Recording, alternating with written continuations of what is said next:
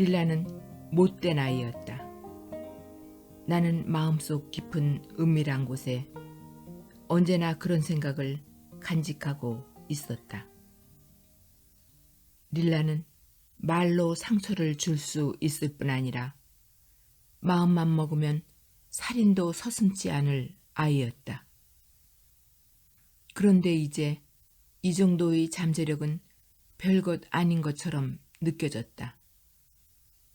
나는 릴라가 지금보다 더 악한 모습을 드러내 보일 것이라고 생각했다. 내 마음속에 사악함이라는 어린 시절 동화 속에서나 존재하던 과장된 단어가 떠올랐다. 비록 유년 시절의 경험 때문에 이런 생각에 사로잡히긴 했지만 내 걱정은 어느 정도 사실이었다. 릴라가 매혹적인 것을 넘어 위험한 그 무엇인가를 뿜어내고 있다는 사실은 초등학교 1학년 때부터 항상 그녀를 관찰해온 나뿐 아니라 다른 모든 사람에게도 명확해졌다. 여름이 끝날 무렵 무리지어 동네 밖으로 피자를 먹으러 가거나 산책을 나갈 때 리노에게 릴라를 데려오라는 압력을 가하는 사람이 많아졌다. 하지만 리노는 자신만의 공간을 원했다. 내가 보기에는 리노도 변하고 있었다. 릴라는 그에게 환상과 희망을 불어넣었는데 결과는 그리 좋아 보이지 않았다. 그는 허풍스러워졌고 기회가 있을 때마다 자신의 솜씨가 얼마나 훌륭한지, 얼마나 큰 부자가 될지에 대해 이야기하곤 했다. 리노는 운이 조금만 따라준다면 솔라라 형제 따위 얼굴에 오줌을 갈겨주겠다는 말을 즐겨하곤 했다. 그렇게 허풍을 떨려면 동생이 없어야 했다. 릴라가 있으면 리노는 혼란스러워하며 한두 마디 중얼거리다가 이내 입을 다물었다. 그의 말과 태도에서 그들만의 은밀한 계약에 위배되는 점을 발견하고 릴라가 자신을 째려보는 것을 느꼈기 때문이다. 리노는 릴라가 없을 때가 더 편했다. 이미 구두방에서 하루 종일 함께 악착같이 일하는 것만으로도 충분하지 않은가. 보통은 릴라를 피해 친구들에게 공자새처럼 잘난 체하러 혼자 나가곤 했지만 양보를 해야 할 때도 있었다. 어느 일요일 부모님의 반대를 무릅쓰고 드디어 저녁에 외출을 할 수 있게 되었다. 리노가 고맙게도 부모님께 나도 함께 돌봐주겠다고 한 것이다. 우리는 간판 불빛으로 환하게 빛나는 도시와 사람들이 가득한 거리를 보았다. 더위 때문에 상한 생선의 악취도 맡고 이와는 대비되는 레스토랑과 튀김가게, 솔라란의 가게보다 훨씬 화려한 주점과 제과점에서 나는 맛있는 냄새도 맡았다.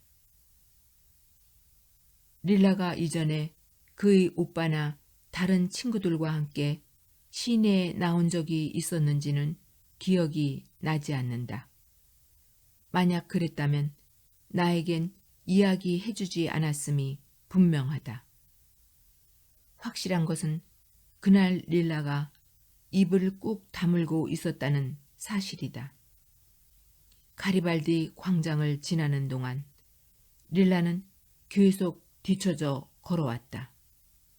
그녀는 구두닦이와 덩치 큰 매춘부, 우울한 표정의 남자들과 아이들을 보느라 걸음을 멈췄다. 지나가는 사람들을 유심히 바라보기도 했다.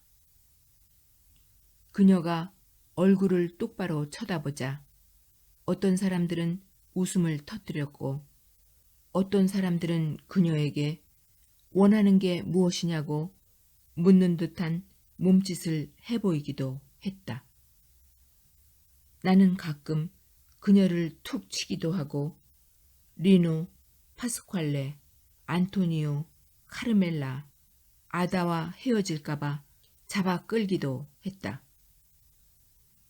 그날 저녁은 레티필로에 있는 피자집에 가서 즐겁게 식사를 했다. 수줍은 성격인 안토니오가 내게 약간 관심을 보이는 것 같아서 기분이 좋았다. 릴라에 대한 파스퀄레의 관심과 균형을 맞추게 된 것 같았다. 그때 30살 정도 되어 보이는 피자 만드는 사람이 피자 반죽을 공중에 던지는 묘기를 보여주었다. 그는 과장된 기교를 선보였고 그 모습을 감탄하면서 바라보는 릴라와 미소를 주고받았다. 그만두지 못해? 리노가 말했다. 아무 짓도 안 했는데? 릴라가 애써 다른 곳으로 시선을 돌리며 대답했다. 상황은 곧 나빠졌다. 파스퀄레가 피자 만드는 사람이 손끝으로 릴라에게 몰래 키스를 보냈다고 웃으며 말했다. 우리 소녀들이 보기에 그는 나이가 많아 보였다. 손에는 결혼 반지를 끼고 있었는데 분명 자식도 있을 것 같았다. 우리는 고개를 돌려 그를 바라보았다. 그는 할 일을 하고 있을 뿐이었다. 그런데 파스퀄레가 계속 희죽거리며 릴라에게 물었다. 내 말이 맞아? 아니면 틀려? 여유있게 미소 짓는 파스퀄레와는 달리 릴라는 불안하게 웃으며 말했다. 난 아무것도 못 봤어. 그만둬, 파스카. 리노가 동생을 잡아먹을 듯 노려보며 말했다. 그런데 파스퀄레가 갑자기 화덕 앞으로 가더니 입가에 악이 없는 미소를 지으며 피자를 만드는 남자의 뺨을 때려 화덕 입구 쪽으로 쓰러뜨렸다. 키가 작고 얼굴이 창백한 60살쯤 되어 보이는 식당 주인이 즉시 달려왔다. 파스퀄레는 침착하게 걱정할 것 없고 식당 직원에게 그가 잘 모르고 있는 사실을 가르쳐 줬을 뿐이라고, 이제는 별 문제 없을 것이라고 했다. 우리는 침묵 속에서 눈을 아래로 내리깔고 마치 독이라도 먹는 것처럼 천천히 피자를 씹어 삼켰다. 식당에서 나오자 리노는 릴라에게 잔소리를 해대기 시작했다. 계속 이런 식으로 행동하면 다시는 데리고 나오지 않겠다는 위협으로 잔소리는 끝이 났다. 무슨 일이 생긴 걸까? 거리를 지나는 모든 남정네는 우리를 쳐다보았다. 예쁘든 조금 덜 예쁘든 못생겼든 간에 말이다. 우리를 쳐다보는 사람 중에는 우리 또래 소년들보다 어른이 더 많았다. 아다와 카르멜라와 나는 솔라라 형제와의 일이 일어난 후부터는 본능적으로 시선을 아래로 내리깔고 우리에게 던지는 저속한 말을 못 들은 척 빠른 걸음으로 앞으로 나아가는 법을 배웠다. 릴라는 달랐다.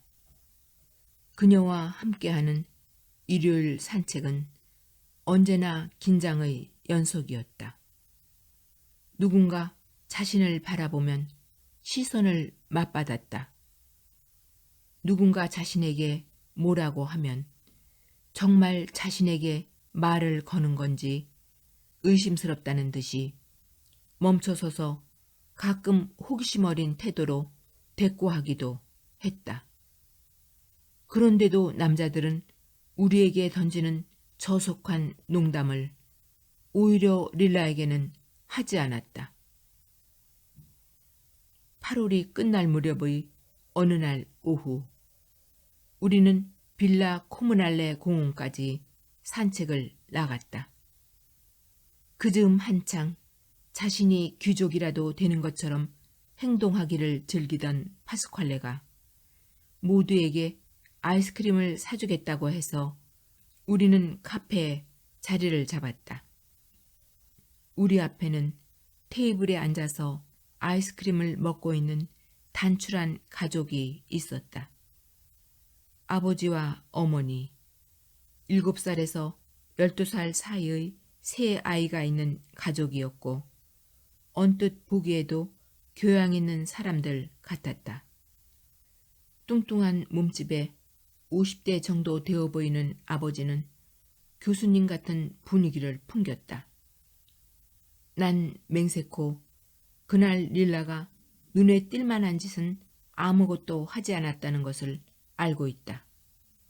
립스틱을 바르지도 않았고 어머니가 만들어준 허름한 옷을 입고 있었다.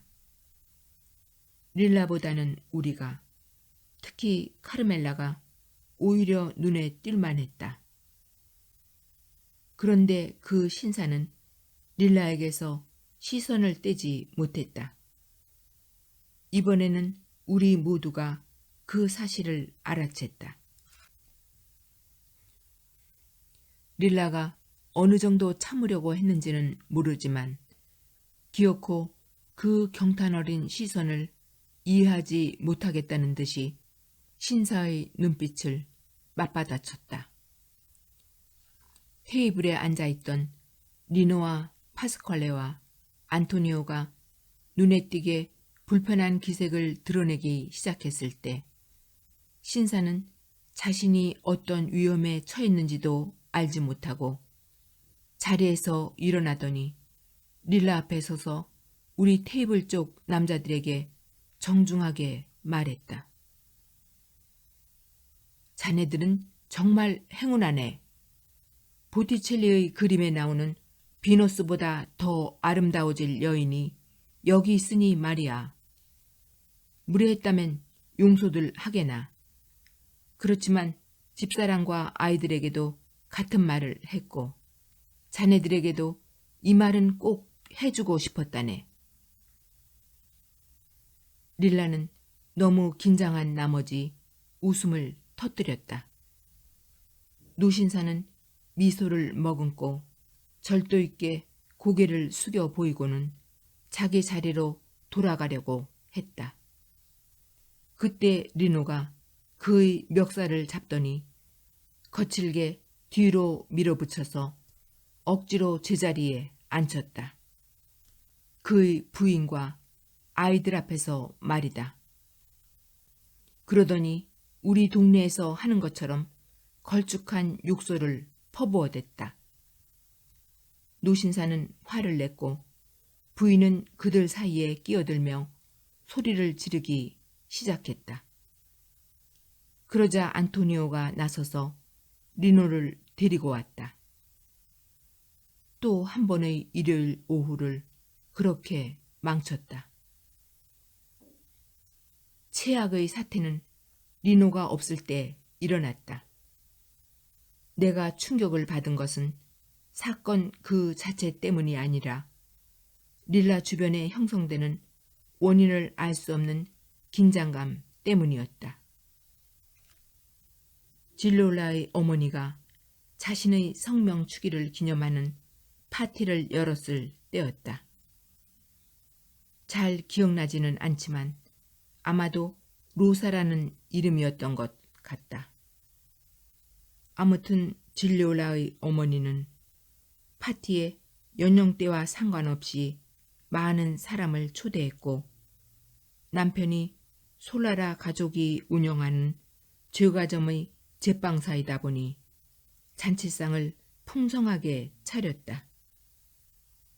베이비 슈와 아이스크림으로 속을 채운 페스트리, 스폴리아텔레 과자와 아몬드 페스트리며 온갖 종류의 술과 아이들을 위한 음료가 준비되었다. 음악과 함께 클래식한 춤부터 최신 춤까지 다양한 장르의 춤이 이어졌다.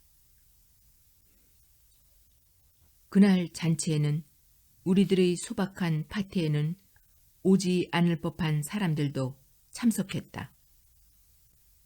약사 부부와 나와 함께 고등학교에 진학하게 된 그들의 장남 진호도 왔고 페라로 선생님도 대가족을 이끌고 왔다. 돈 아킬레의 미망인인 마리아 아주머니와 아들 알폰소, 딸 피누차가 화려하게 차려입고 등장했다. 장남인 스테파노도 모습을 나타냈다. 이들의 등장에 약간의 동요가 일었다. 그날 파티에는 돈 아킬레를 죽인 살인자의 자식인 파스퀄레와 카르멜라도 있었기 때문이다. 하지만 별다른 일은 일어나지 않았다. 알폰소는 상냥한 아이였고 심지어는 카르멜라와 몇 마디 대화를 나누기까지 했다. 식료품점에서 청춘을 허비하던 피누차는 파티에 참석해서 너무나 행복해 보였다. 장사의 대상에는 예외가 없다는 원칙을 어린 나이에 깨달은 스테파노는 동네의 모든 사람을 자신의 가게에서 돈을 쓸 수 있는 잠재적 고객으로 간주하고 마주치는 모든 이에게 사람 좋은 미소를 지어 보였다. 그래서인지 그날은 파스퀄레와 눈빛을 마주치는 것을 되도록 피하는 선에서 끝냈다. 보통 주세피나 아주머니를 보면 시선을 매몰차게 다른 곳으로 돌려버리던 마리아 아주머니도 그날만은 펠루손의 아이들에게 신경을 쓰지 않고 질리올라의 어머니와 오랫동안 수다를 떨었다. 춤판이 본격적으로 벌어지며 남아있던 약간의 긴장감마저도 깨끗이 사라졌다. 주변이 소란스러워지며 모두들 그 무엇에도 신경 쓰지 않게 되었다. 그렇게 해서 먼저 고전적인 춤이 시작되었다가 최신 유행인 로큰롤로 이어졌다. 남녀노소 할 것 없이 로큰롤에 대한 관심이 컸다. 나는 흥분된 표정으로 한쪽 구석에 자리를 잡았다. 물론 로큰롤을 출 줄은 안다. 집에서 동생 페페와 추기도 하고 일요일마다 릴라네에서 함께 춤을 추곤 했으니까. 하지만 나는 그 나긋나긋하고 민첩한 동작을 소화하기엔 아직 서툴렀기 때문에 아쉽지만 바라만 보기로 했다. 릴라도 로큰롤을 그다지 잘 추지 못했다. 그녀에게 직접 말한 적도 있는데 로큰롤을 출 때 그녀의 움직임은 약간 우스꽝스럽게 느껴졌다. 그녀는 내 평가를 도전으로 받아들이고 이를 악물고 열심히 연습했다. 리노가 로큰롤을 추지 않아서 릴라 혼자 연습했다. 그렇지만 완벽주의자인 릴라였기에 그날 밤은 내 곁에 앉아서 파스퀄레와 카르멜라가 얼마나 춤을 잘 추는지 구경만 했고 나는 은근히 이 사실이 흐뭇했다. 갑자기 엔초가 릴라에게 다가왔다. 어린 시절 우리에게 돌팔매질을 하고 릴라와 산수 문제로 예기치 않은 승부를 벌였고 언젠가 마감옥 화관을 선물한 그 엔초였다. 세월은 그를 체구는 작지만 힘든 노동에 익숙한 강인한 육체의 남성으로 변모시켰다. 엔초는 우리 가운데 가장 나이가 많은 리노보다 더 나이 들어 보였다. 엔초의 몸은 새벽같이 일어나는 그의 생활을 잘 나타내고 있었다. 야채시장에서 라폴리 지역의 마피아인 카모라 일당을 상대하면서 비가 오든 눈이 오든 계절을 가리지 않고 수레를 끌고 온 동네를 누비며 야채와 과일을 팔고 있는 그의 삶이 그의 육체에 고스란히 드러났다. 하지만 금빛 눈썹과 속눈썹, 푸른 눈동자의 금발머리 청년의 환한 얼굴에는 아직도 어린 시절 우리와 연을 맺었던 반항적인 소년의 흔적이 남아 있었다. 말하는 일이 드물었지만 일단 입을 열면 사투리일지언정 신뢰감을 주는 말투로 이야기했다. 우리 가운데 누구도 그에게 농담을 하거나 대화를 해볼 생각은 하지 못했다. 그날 먼저 우리에게 다가온 것도 엔초였다. 릴라에게 왜 춤을 추지 않느냐고 물었다. 그녀는 아직 로큰롤을 잘 모르기 때문이라고 했다.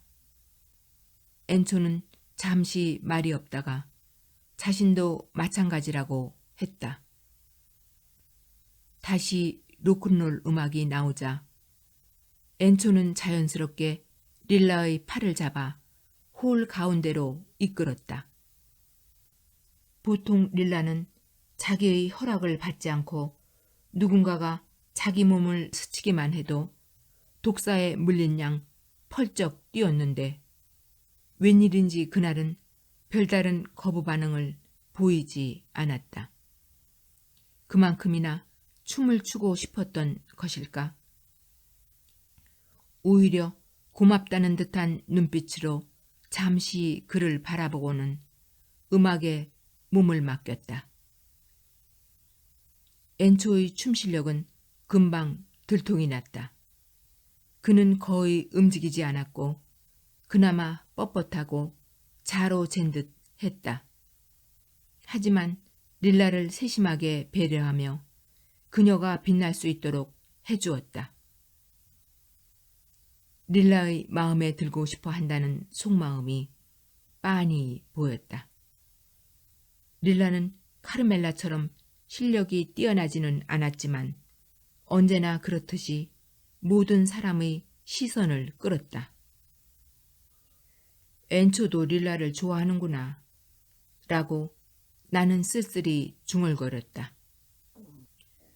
나는 이내 엔초뿐 아니라 식료품점 주인 스테파노도 영화 속 여주인공을 바라보는 듯한 눈빛으로 시종일관 릴라에게서 눈을 떼지 못하고 있다는 사실을 알았다. 그러는 사이에 솔라라 형제가 등장했다. 나는 그들의 모습을 보기만 해도 불안해졌다.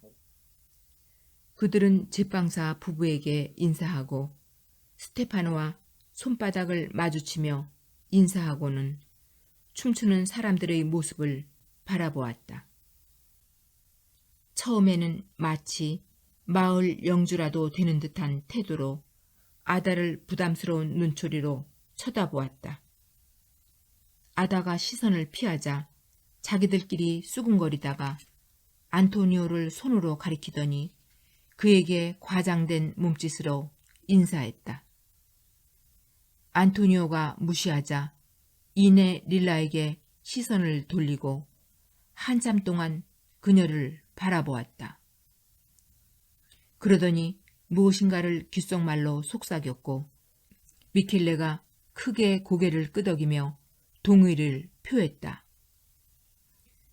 그들을 쭉 지켜보고 있었기 때문에 나는 이내 둘 중에서, 특히 마르첼로가, 동네 모든 소녀의 이상형인 마르첼로가 과거 릴라가 그를 단칼로 위협했던 일에 전혀 기분이 상하지 않았다는 사실을 알 수 있었다.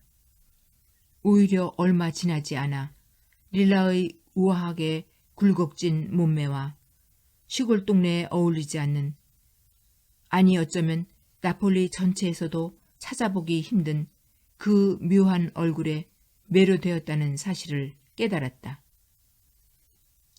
마르첼로는 그나마 얼마 되지 않는 뇌의 기능마저 상실한 사람처럼 릴라에게서 시선을 떼지 못했다. 음악이 끝나도 마찬가지였다.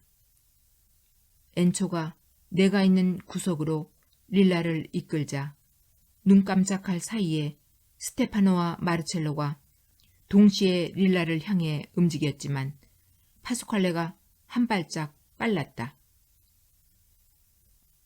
릴라는 동의한다는 의미로 사랑스럽게 폴짝 뛰어 보이고는 행복하다는 듯이 손뼉을 쳤다. 다양한 연령에 각자 다른 방식으로 각자의 강인함에 대한 자신감이 충만한 네 남성이 14살짜리 작은 소녀를 향해 동시에 다가간 것이다. 전축 바늘이 전축판 표면을 긁으며 다시 음악이 시작되었다.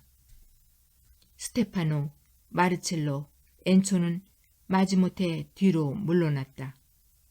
파스칼레는 릴라와 춤을 추기 시작했고 워낙 실력이 출중한 파스칼레 덕분에 릴라는 마음껏 실력을 발휘할 수 있었다. 미켈레가 형에 대한 우애 때문인지 그저 문제를 일으키고 싶어서인지는 모르지만 상황을 복잡하게 만들었다. 그는 스테파노를 팔꿈치로 찌르며 큰 소리로 물었다. 너는 몸에 피가 흐르기는 하는 놈이냐? 저기에 네 아버지를 죽인 살인자의 자식이 있어. 공산당인데다가 네가 춤추고 싶어 했던 아이와 춤추고 있는데 여기서 보고만 있을 거야? 파스칼레는 분명 이 말을 듣지 못했을 것이다. 음악 소리가 큰 데다 릴라와 춤을 추느라 정신이 없었으니까. 하지만 내 귀에는 그 말이 똑똑히 들렸으니 내 옆에 있던 엔초에게도 들렸을 것이다. 스테파노는 말할 것도 없었다. 우리는 당장 무슨 일이 벌어질 것이라고 생각했지만 그렇지 않았다. 스테파노는 자신이 해야 할 일을 아는 청년이었다. 식료품점은 성황리에 운영되고 있었고 근처 건물을 사들여 확장할 계획도 있었다. 그는 자신이 행운아라고 생각했고 원하는 것은 무엇이든지 할 수 있을 것이라고 확신하고 있었다. 그는 사람 좋아 보이는 미소를 지으며 미켈레에게 말했다. 놔두지? 춤 한번 참 잘 추네. 그러고는 그 순간 중요한 것은 오직 릴라밖에 없다는 듯이 다시 그녀를 바라보았다. 미켈레는 불쾌하다는 듯이 인상을 쓰고는 제빵사 부부를 찾으러 갔다. 뭘 하려는 거지? 나는 그가 파티의 호스트들과 흥분하며 이야기하는 모습을 지켜보았다. 때때로 한쪽 구석에 있는 마리아 아주머니를 가리키기도 하고 스테파노, 알폰소, 피누차를 가리키다가 춤에 푹 빠진 파스칼레와 안토니오의 환심을 사려고 부단히 노력하고 있는 카르멜라를 가리켜 보이기도 했다. 음악이 멈추자 질리올라의 어머니가 다정하게 파스칼레의 팔짱을 끼고 한쪽 구석으로 그를 데리고 가서는 귀에 대고 몇 마디 속삭였다. 이제 가봐. 미켈레가 형에게 웃으며 말했다. 길 뚫렸어. 그러자 마르첼로가 릴라에게 다가갔다. 나는 릴라가 마르첼로를 극도로 싫어하는 것을 알고 있었기 때문에 춤을 거부할 것이라는 사실을 믿어 의심치 않았다. 하지만 그렇지 않았다. 음악이 다시 시작되자 온몸의 근육으로 춤을 갈망하던 릴라는 먼저 파스퀄레를 찾다가 그가 보이지 않자 마르첼로의 손을 잡았다. 팔 외에 그의 몸의 다른 부분은 존재하지 않는 것 같았다. 그러더니 땀을 뻘뻘 흘리며 춤을 추기 시작했다. 그 순간 그녀에게 가장 중요한 행위는 춤이었다. 나는 처음에는 스테파노를 그리곤 엔초를 바라보았다. 긴장감이 극에 달했다. 걱정스러운 마음에 심장이 세차게 뛰기 시작했다. 파스퀄레가 매서운 눈빛으로 카르멜라에게 다가가 뭐라고 거칠게 말했다. 카르멜라가 낮은 소리로 반박하자 그 역시 낮은 소리로 그녀의 입을 다물게 했다. 안토니오가 다가가 파스퀄레와 이야기를 하며 성난 눈빛으로 마르첼로와 미켈레 형제를 노려보았다. 미켈레는 다시 스테파노를 붙들고 이야기하고 있었고 마르첼로는 릴라를 끌어당기고 들어올리고 그녀와 몸을 부딪히며 춤추고 있었다. 그러는 사이 안토니오가 춤을 추던 아다를 데리고 왔다. 음악이 끝나고 릴라가 내 곁으로 돌아오자 나는 말했다. 뭔가 심상치 않은 일이 일어나고 있어. 그만 가자. 릴라가 웃으며 소리쳤다. 지진이 일어난다고 해도 난 춤을 춰야겠어. 그러더니 벽에 기대고 있는 엔초를 바라보았다. 그 사이 마르첼로가 돌아왔고 릴라는 그에게 이끌려 다시 춤에 빠져들었다.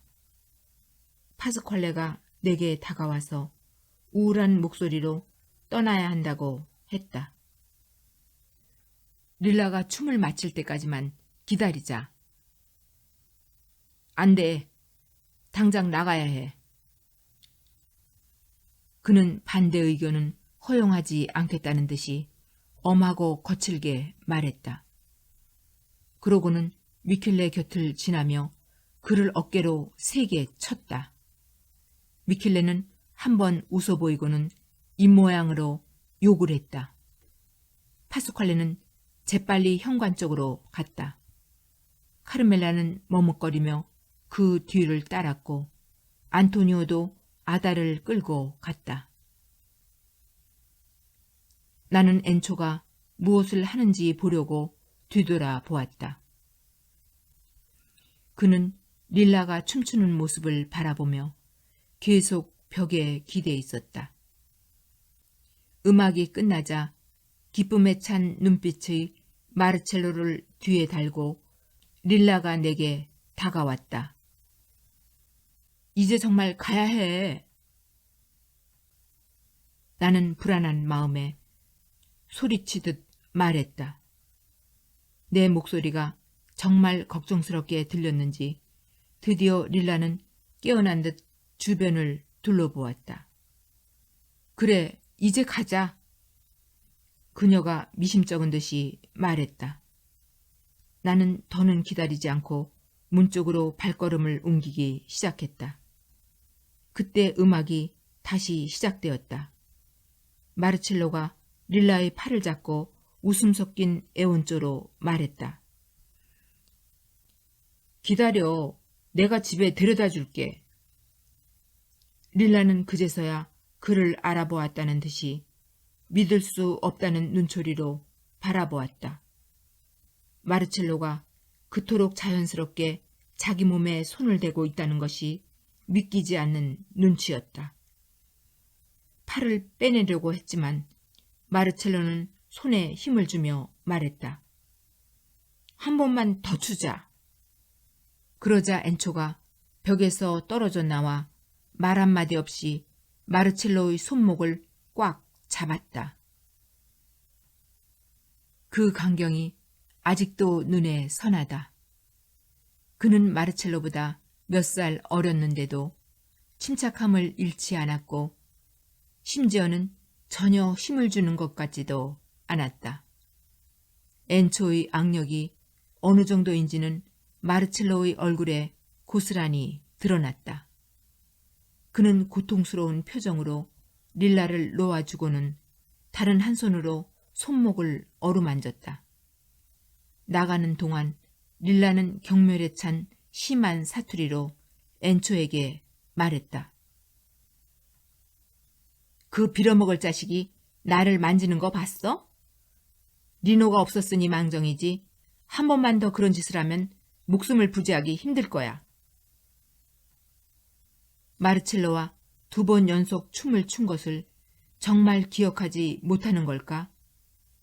하긴 릴라라면 그럴 수 있다.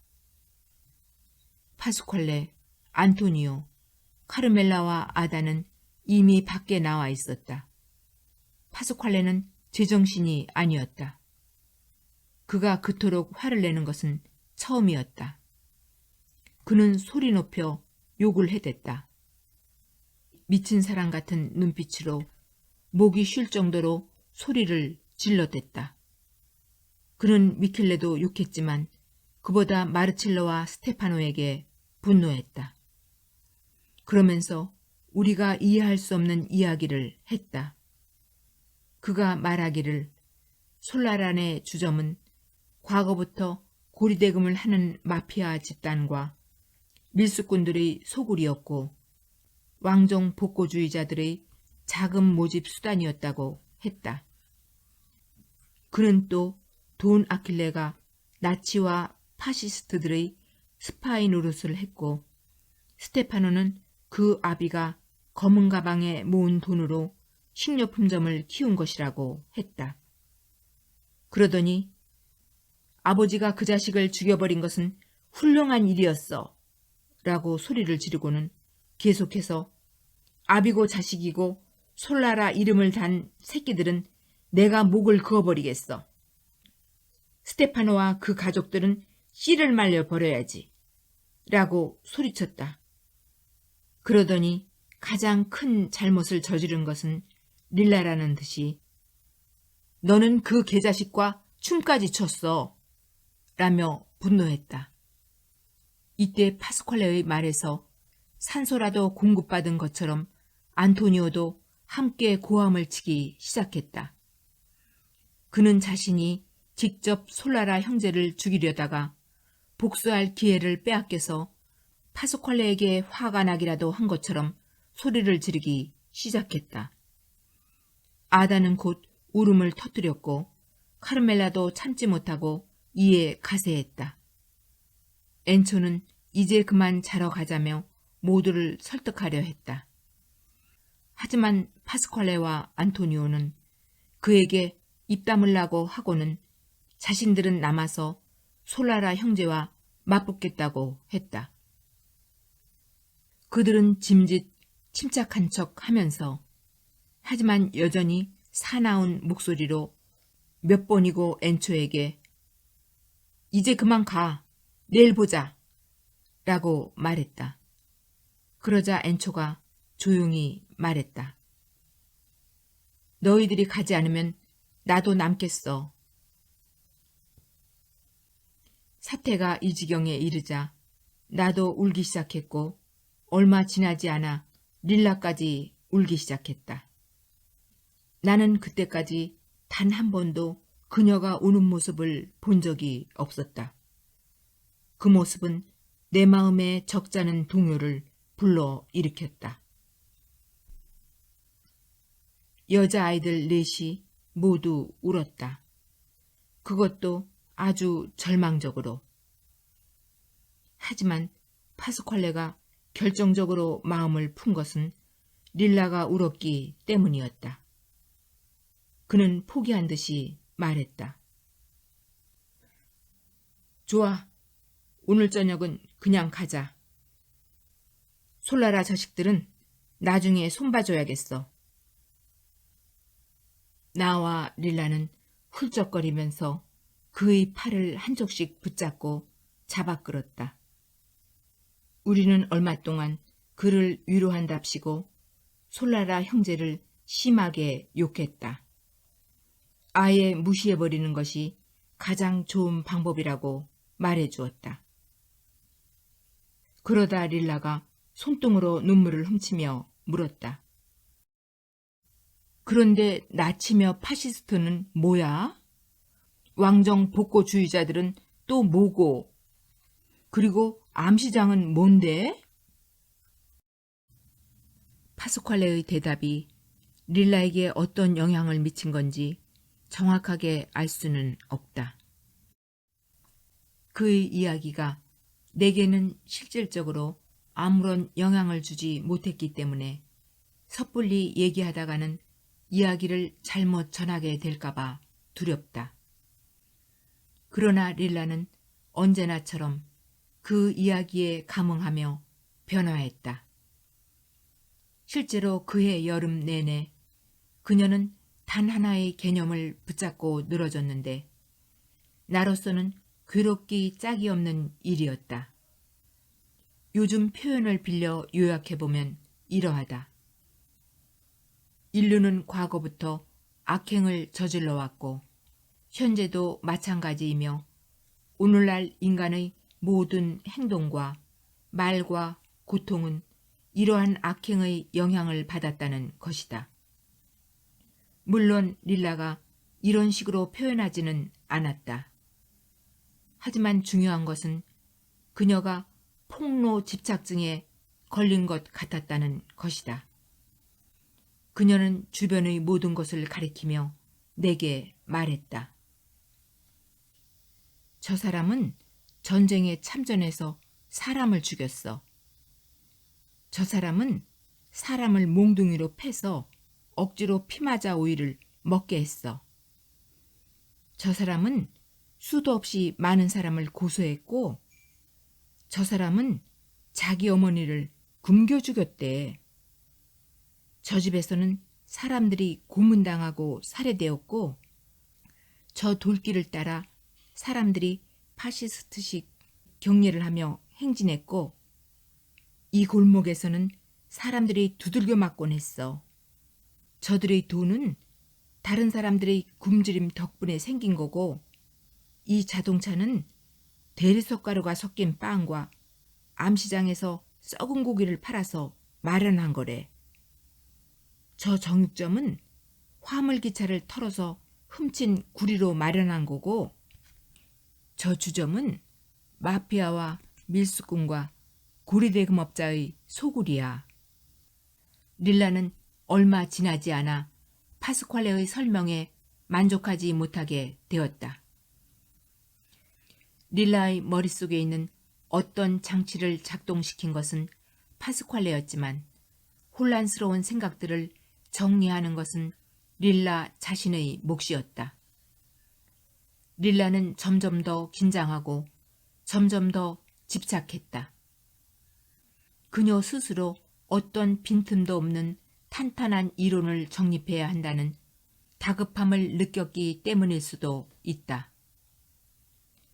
릴라는 파스칼레에게서 얻은 빈약한 정보를 도서관에서 빌린 책을 읽으며 체계화했다. 이런 식으로 그녀는 어린 시절부터 동네에서 느낄 수 있었던 추상적인 긴장감에 구체적인 동기를 부여하고 익숙한 얼굴을 접합시켰다.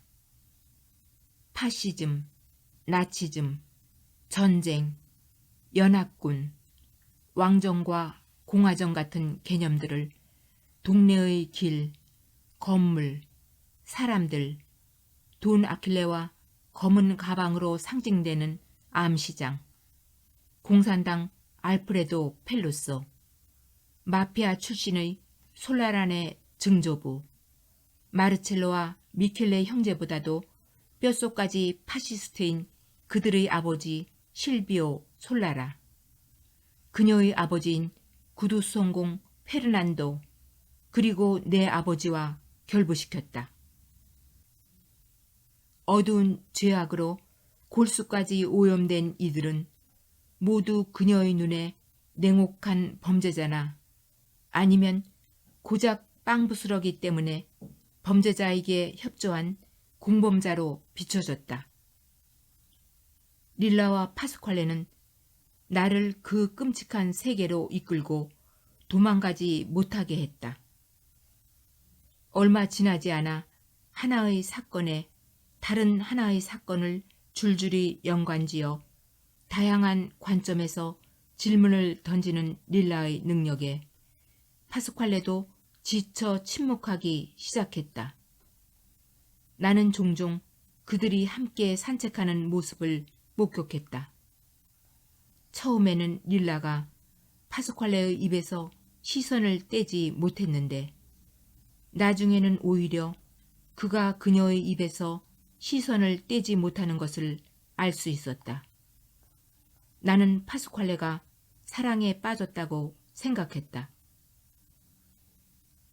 그러다가 언젠가는 릴라도 그를 사랑하게 될 것이라고 생각했다. 그러고는 약혼을 하고 결혼을 해서도 언제나 정치 이야기만 하겠지. 아이들이 태어나면 아마 그 아이들도 정치 이야기만 할 거라고 생각했다. 새학기가 시작되자 한편으로는 릴라와 함께 시간을 보내지 못할 것이라는 생각에 괴로웠지만 다른 한편으로는 우리 모두가 알고 사랑하는 사람들의 악행과 맹종과 비겁한 행위를 따지는 일에서 벗어나고 싶기도 했다. 결국 나나 릴라나 파스칼레나 리노의 몸속에도 그들과 같은 피가 흐르고 있지 않은가.